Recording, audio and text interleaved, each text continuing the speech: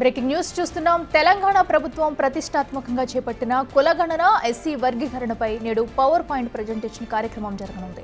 PCC chief Mahesh Kumar Goud అధ్యక్షతన కాసేపట్లో జరగనున్న కార్యక్రమానికి CM Revanth Reddy, deputy CM బట్టి విక్రమార్క, పార్టీ రాష్ట్ర వ్యవహారాల ఇన్ఛార్జ్ దీపాదాస్ మున్షి హాజరు కానున్నారు. గాంధీ భవన్లోని ప్రకాశ్ మహల్లో కులగణన ఎస్సీ వర్గీకరణలపై కాంగ్రెస్ నేతలకు ప్రజెంటేషన్ ఇవ్వనున్నారు.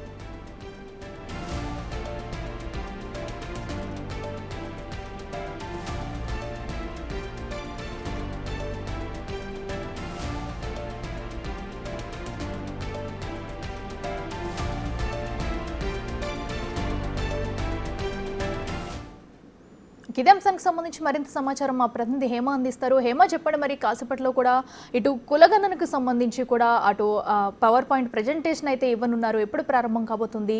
అయితే ఇప్పటికే అటు విపక్షాలు కూడా విమర్శలు చేస్తున్నారు. దీనిపై అందరికీ ఒక క్లారిటీ వచ్చే అవకాశం ఉందంటారా?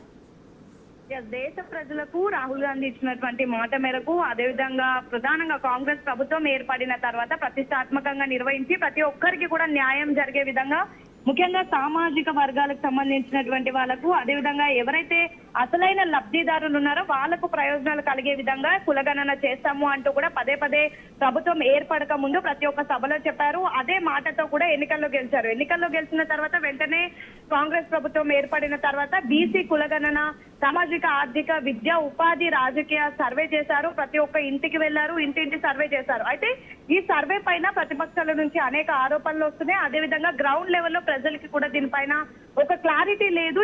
అసలు ఈ సర్వే ఎందుకు చేశారు అనేది అవగాహన లేదు అంటూ కూడా కొంతవరకు భావించినటువంటి ప్రభుత్వం ప్రస్తుతం ఈ రోజు టీపీసీసీ ఆధ్వర్యంలో గాంధీ భవన్ లో ఉన్నటువంటి ప్రకాశం హాల్లో మరి కాసేపట్లో పవర్ పాయింట్ ప్రెజెంటేషన్ ఇవ్వనున్నారు. ఈ ప్రెజెంటేషన్ లో ప్రధానంగా బట్టి విక్రమార్కతో పాటు ఉత్తమ్ కుమార్ రెడ్డి కూడా ఈ ప్రెజెంటేషన్ ఇవ్వనున్నారు. అయితే ఈ ప్రెజెంటేషన్ కి కేవలం ఎమ్మెల్యేలు, ఎమ్మెల్సీలే కాదు, గ్రౌండ్ లెవెల్లో ఉన్నటువంటి ప్రతి ఒక్క ప్రభుత్వానికి సంబంధించినటువంటి వాళ్ళు, పార్టీకి సంబంధించినటువంటి లీడర్లు కూడా వచ్చారు. డీసీసీ ప్రెసిడెంట్లు, పీసీసీకి సంబంధించినటువంటి ప్రతి ఒక్కరు కూడా వచ్చారు. ప్రధాన ఎజెండా ఏంటంటే గ్రౌండ్ లెవెల్లో ప్రతి ఒక్క ప్రజలకు కూడా ఈ ఏదైతే సర్వే కానివ్వండి, అదే విధంగా వర్గీకరణ, దీనికి సంబంధించినటువంటి లబ్ధి ఉపయోగాలు తెలియాలని, అదే విధంగా ప్రస్తుతం రానున్నటువంటి ఎలక్షన్స్ ను కూడా దృష్టిలో పెట్టుకొని అసలు ఈ సర్వే వల్ల ఉపయోగాలు ఏంటి, దీని తర్వాత వచ్చేటటువంటి ప్రయోజనాలు ఏంటి అనే కోణంలో కూడా ఈ పవర్ పాయింట్ ప్రెజెంటేషన్ ఉండనుంది. ఆల్రెడీ ప్రకాశం హాల్ కి పెద్ద ఎత్తున ఎమ్మెల్యేలు, ఎమ్మెల్సీలు, అదేవిధంగా పార్టీ ప్రభుత్వానికి సంబంధించినటువంటి లీడర్స్ అంతా కూడా చేరుకున్నారు.